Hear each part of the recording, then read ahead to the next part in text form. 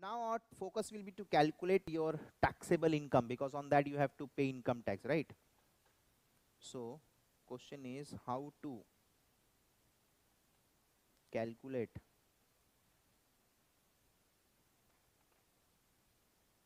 taxable income.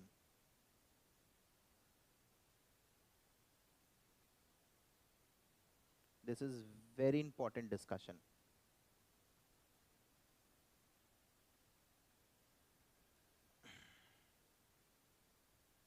right?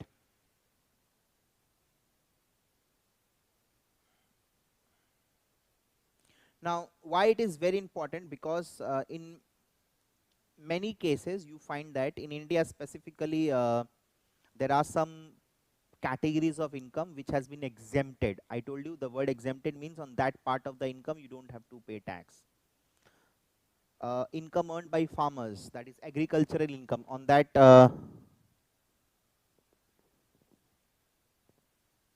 there is one doubt of a student, and how is investment income different from investment gains?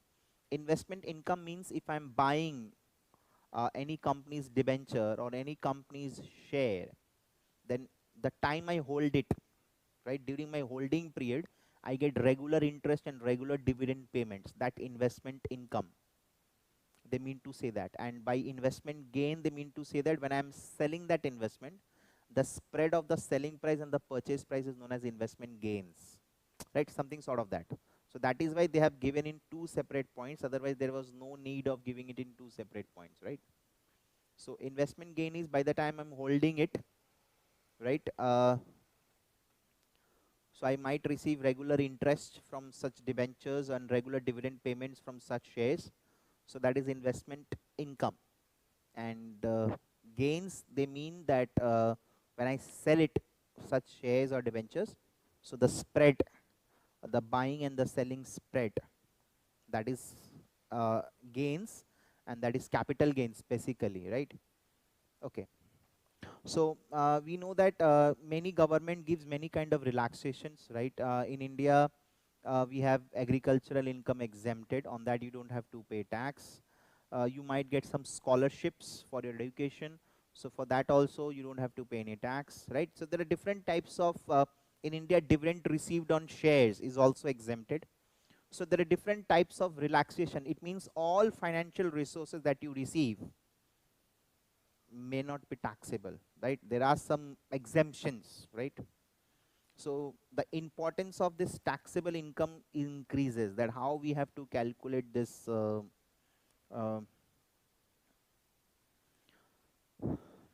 taxable income. Further, I have already told that we will be taxing cash flows, but if you are working as a salaried employee, you might get several benefits, that is known as perquisites. You might get a car for using it, you might get a house to live it, right? The employer might be paying your child fees, the employer might be paying your credit card bills, your traveling expenses he might be bearing. So there are a lot of incomes which you receive in kind, so that you have to include it, right? So there might be some resources that you don't receive in cash but you received in kind, so those incomes are to be included when you calculate your taxable income. So I told you there might be some kind of exempted incomes, on that you don't have to pay tax. There might be some income received in kind, it will be included as perks, right? And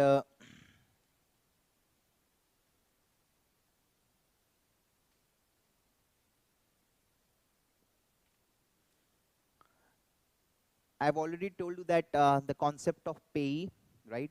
So when you determine your final tax liability, so in your income, 100 is to be included,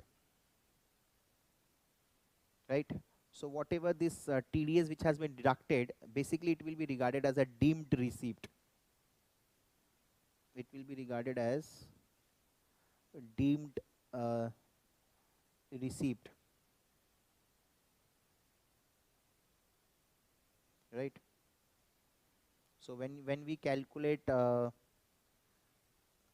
income, taxable income, so we are going to consider the gross amount, not with the net amount, right? So this is used to calculate taxable income, not this.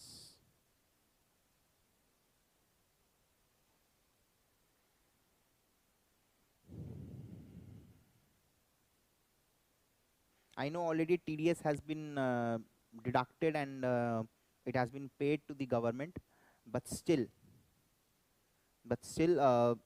initially the gross amount will be included, and then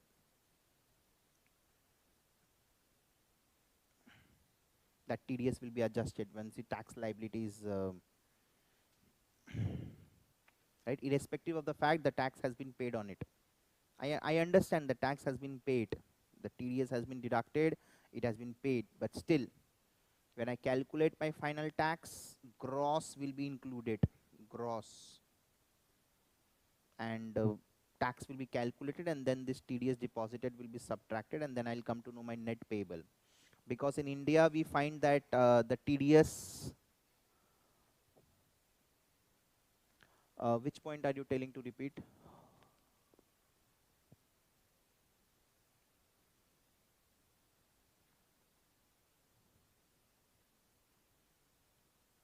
What is deemed receipt? Okay, fine. So you earned a revenue of 100, right? And on this you already paid tax to the Indian government. The payer has deducted 15 rupees tax and net amount you have received. So when this final tax is determined, when they calculate your taxable income, so basically the one way it can be that I exclude this income, because on this I have already paid TDS, tax has already been deducted. Another way is to include it. So if you include it, I am saying to include the gross amount. I understand that tax has already been paid, right? But still you include the gross amount, calculate again tax on that, and then whatever you paid you subtract, as simple as that. Because there might be a case that there might be a rate of difference between the TDS rate and the final income tax. Say for example, if I talk about, if I give you a case of one financial resources commission income, right? In India, on commission income the rate of TDS is 5%. So if you get commission income of 100 rupees, only 5 rupees TDS is deducted, right? But your total commission earned is around about more than 10 lakhs. So in that case you fall in 30% tax bracket. So that is why there can be a difference in your rates, right? This is just to provide an ease. Since you're taxing in arrear, so it will just benefit you. आपको थोड़ा सा relaxation देगा कि at least something or the other has been paid on your income, right? पूरा tax बाकी नहीं है, तो थोड़ा सा TDS rate deduct कर लो. Actual में जरूरी नहीं है कि आपका यही वाला this 15 rupees is your actual income tax. There might be a case that you fall in high tax bracket, so as a result of it you end up paying 20%, 25%, 30% tax, right? So आपका क्या करेंगे, हम लोग करेंगे आपका gross ले लेंगे, आपका टैक्सेबल इनकम आएगा, उस पर मैं 30% लगाऊंगा, जो भी आपका rate of income tax applicable आप पे, आपका फाइनल टैक्स लायबिलिटी आ गया. उसके बाद मैं ये दिखा दूंगा कि आपने ऑलरेडी इतना दे दिया है, तो अल्टीमेटली आपको नेट अमाउंट देना पड़ेगा, right? So I require a thumbs up that you have understood.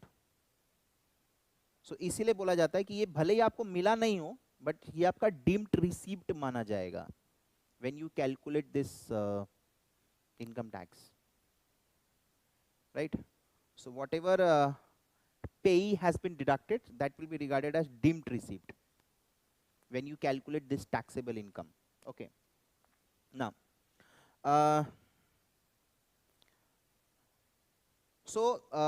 you have seen that there are some incomes on which government do not tax you. There are some income received in kind that you have to include it. Even if payee TDS has been deducted, still you have to include it initially when you calculate your final tax liability, and then again multiply with the rate of tax, because the income tax rate and the TDS rate may not be same. And then again whatever you paid, that benefit you are going to get. Last but not the least, there are a lot of allowances which the government provides. Like in India we call it as basic exemption limit. It means those who are earning up to 2 lakh 50, they don't have to pay any tax. Or every resident of India will get a exemption up to 2 lakh 50. So if you are earning beyond 2 lakh 50, then only you are falling under the taxable regime, right? Now there are some specific allowances which the government give you, that too only when you spend it. Government is promoting investments. Okay, fine. You deposit, you create an FD of 5 years or more, right? 5 years or more.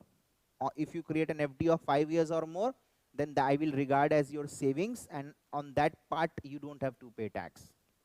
Or say for example, if you are paying interest on educational loan or interest on housing loan, so on that part of the income I will not tax income tax.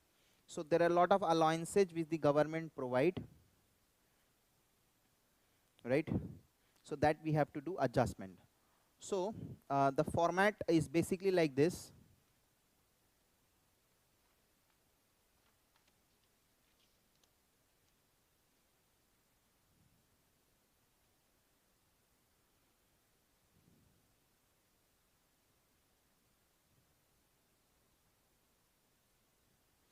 So we have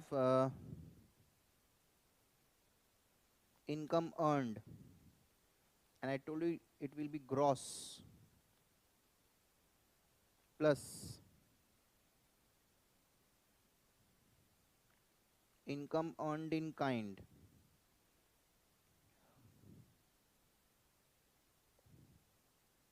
perquisites, right? You need to see respective countries taxation law, and in that law they have mentioned how to calculate in these perquisite values, right? Okay.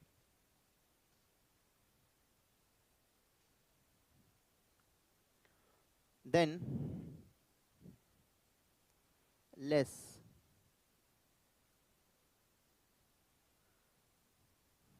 tax free income known as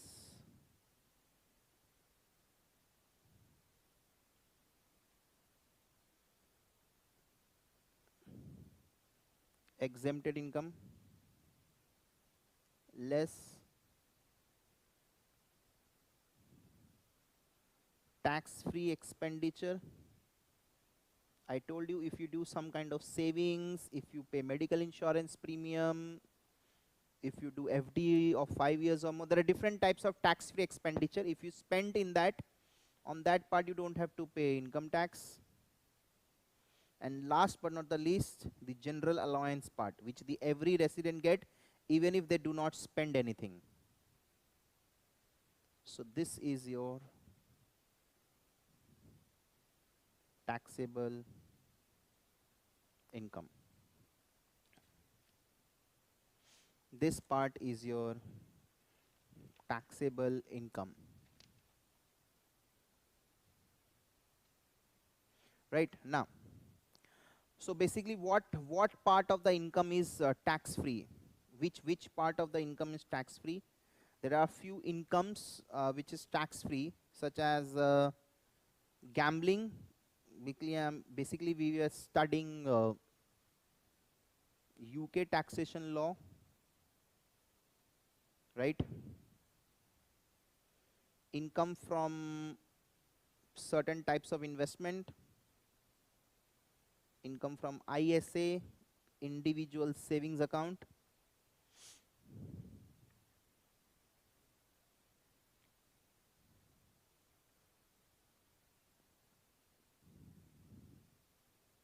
right? Then we have social security benefits like pension and all upon retirement if I get any pension. So these are certain types of tax-free income, right? Initially it will be included. Initially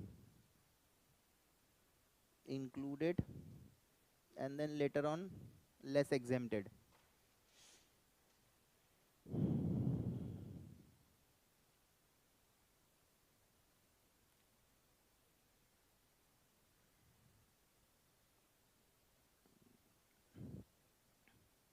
What about this tax-free expenditures? Some pension schemes you have taken. You understand the meaning of pension scheme, where you keep on depositing and at the time of retirement you start receiving the pension. So the amount of contributions, you have to make a contribution to fund, right? And you might be doing some charitable gifts, right?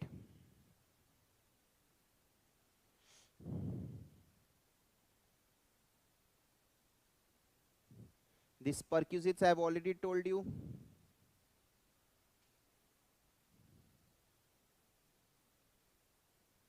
Company's car, right? Free housing,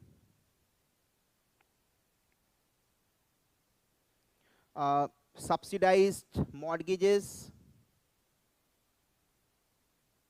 Suppose the market rate of interest is say 7%, and the company has given you a loan at the rate of 4%.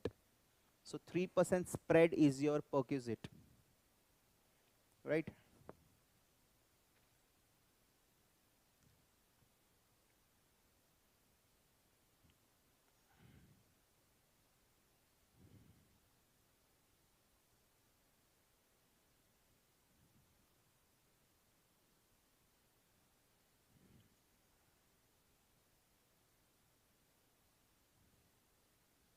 And this part is very important, that if any TDS has been deducted on your income, so you need to include it, the gross amount.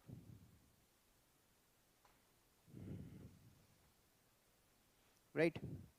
Now, many still might have a doubt that why we need to include it. I am giving you a very small example. Let me take a very small case, that I have interest received net of TDS at the rate 10%.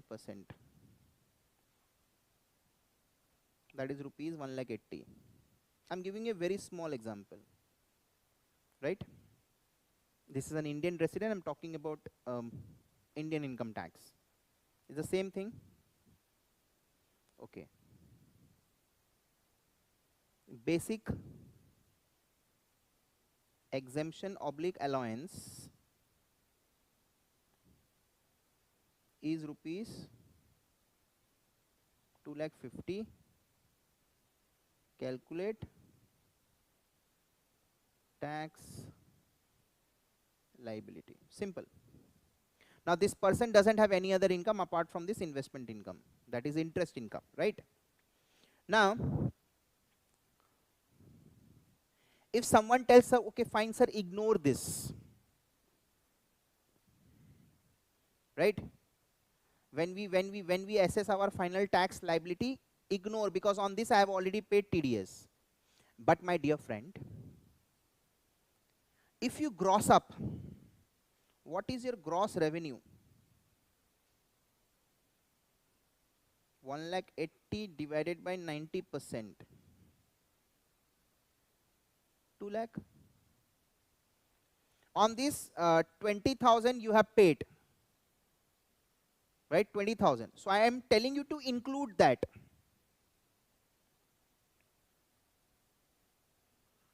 Add deemed receipt.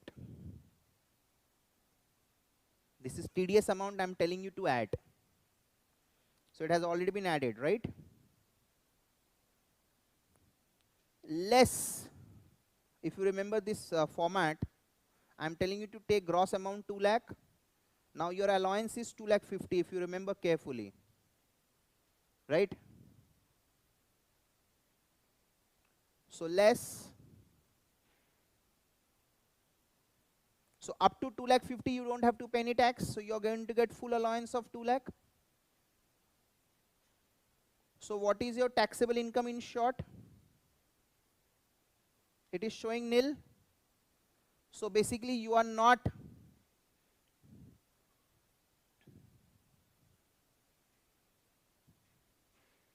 liable to pay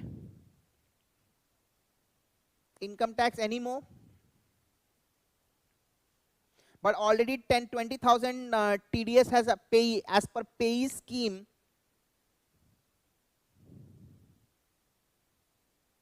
As per pay scheme, rupees 20,000 has already been deducted. Tell me one word answer. What will happen to this 20,000?